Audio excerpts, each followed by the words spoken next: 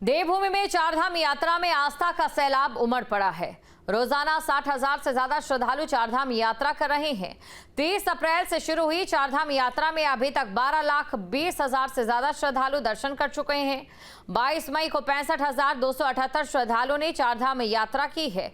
अगर केदारनाथ धाम की बात कही जाए तो बाबा केदार के भक्तों की भीड़ लगातार बढ़ रही है और अब तक 4,70,000 से ज्यादा श्रद्धालु बाबा केदार के दर्शन कर चुके हैं। 22 मई को 24,158 श्रद्धालुओं ने बाबा केदार के दरबार में हाजिरी लगाई।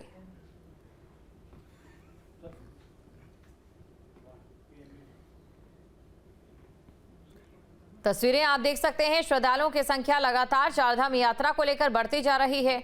बात अगर केदारनाथ धाम की करें तो यहां पर सबसे ज्यादा श्रद्धालु पहुंच रहे हैं और इसी खबर पर अधिक जानकारी के साथ संवाददाता प्रवीण रावत रुद्रप्रयाग से और हरिद्वार से संवाददाता महावीर नेगी हमारे साथ जुड़े हुए हैं। सबसे पहले प्रवीण, आपके पास आना चाहूंगी और जानना चाहूंगी, यात्रा को लेकर देखिए तमाम व्यवस्थाएं की गई जो सुचारू रूप से चल रही है।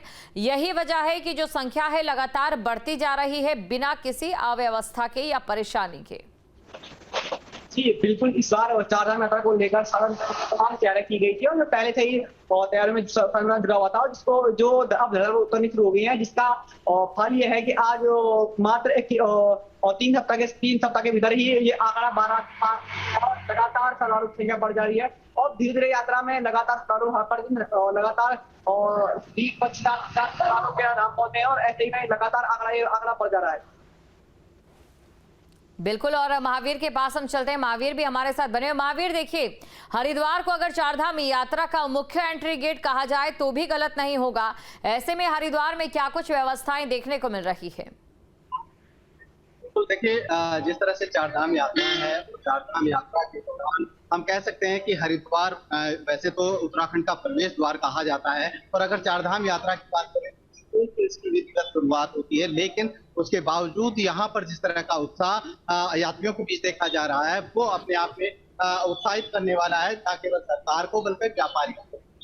यहाँ पर 3 जो अलग अलग शेल्टर बनाए गए हैं, शेल्टर जो जहाँ पर यात्री हो रहे हैं अपना पंजीकरण करा रहे हैं और उसके बाद यात्रा पे आगे बढ़ रहे हैं। अगर मैं कल की बात करूं तो कल जिस तरह से आंकड़े सामने आए, पर्यटन विभाग के द्वारा जो आंकड़े दिए गए हैं, तकरीबन 10,000 के आसपास जो यात्री हैं उन्होंने यहाँ से कराया है केवल कल के दिन में। तो ये चारों अलग अलग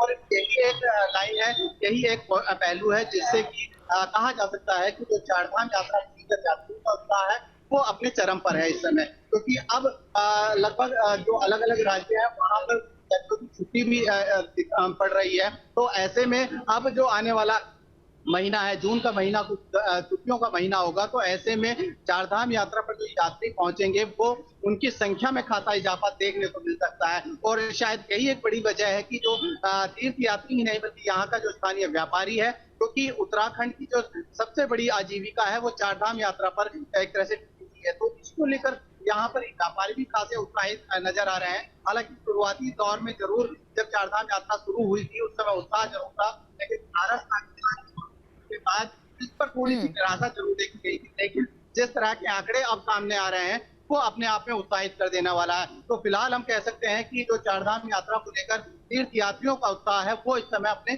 चरम पर है। जी बिल्कुल प्रवीण, देखिए यात्रा की संख्या को लेकर पहले विपक्ष की ओर से भरपूर सवाल उठाए जा रहे थे, लेकिन संख्या लगातार बढ़ती जा रही है और व्यवस्थाओं की तारीफ भी यात्री कर रहे हैं। ऐसे में विपक्ष की चुप्पी साफ नजर आ रही है। सब यात्रा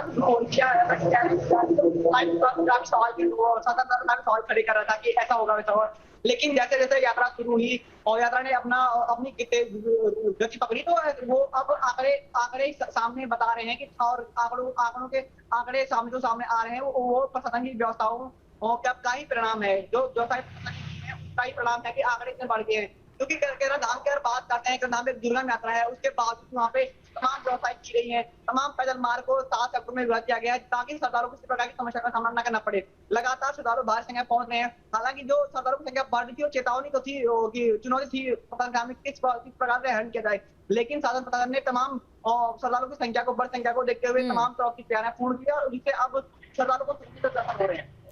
शुक्रिया तमाम जानकारी को दर्शकों तक पहुंचाने के लिए आप दोनों का। तो